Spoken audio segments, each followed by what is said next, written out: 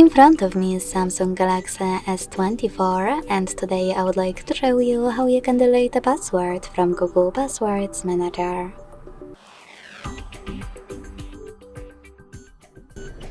Begin by opening Settings and scrolling down to access Google.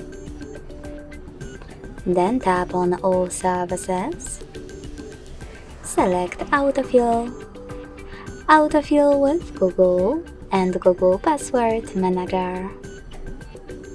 Finally, click on one of your passwords that you wish to delete and enter your current screen lock.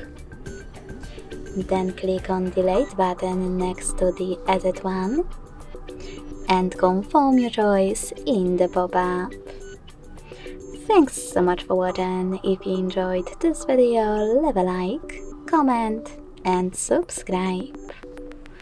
Bye!